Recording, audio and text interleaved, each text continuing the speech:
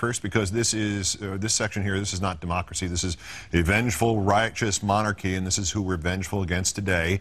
Here, Countdown's top 3 nominees for today's worst persons in the room.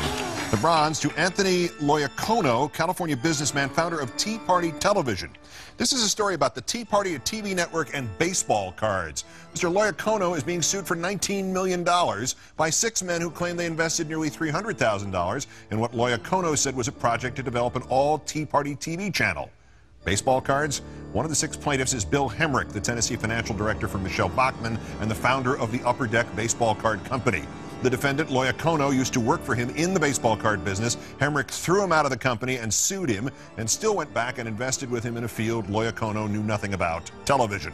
Hemrick and his colleagues say Loiacono simply spent their money on himself and his friends and relatives, never put in his own money as he promised, used their money to outfit his own luxurious offices, overcharged them for the few business-related things he actually did, never did anything to fund the network properly, lied to them, defrauded them, was guilty of misappropriation of funds, self-dealing, and corporate waste, put up a crappy website, and failed to take any steps towards getting an HD channel up and running on time.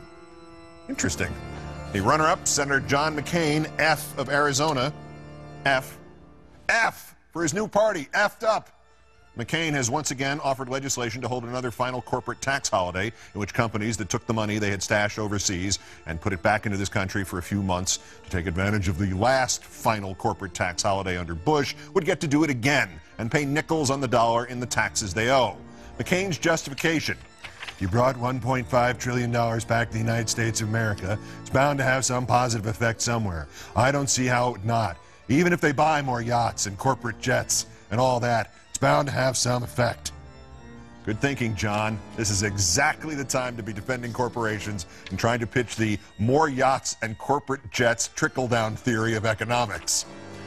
But our winner, presidential delusionee and former Pennsylvania Senator Rick Santorum. Every elected official with the rank higher than dog catcher hands out or sponsors awards for citizens. That doesn't mean you don't have to check.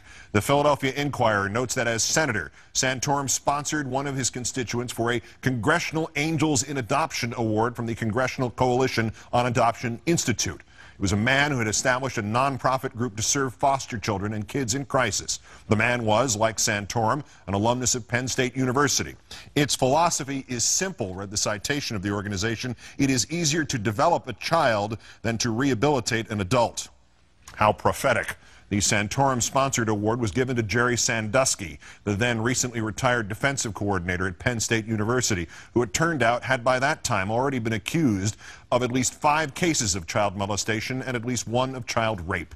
The alleged rape by Sandusky, which has been the turning point in the filing of 40 charges against Sandusky and the arrests of Penn State's athletic director and vice president and the dismissal of Penn State's president and its football coach, that took place on March 1st, 2002. Sandusky received the award for his work with children on September 24th, 2002.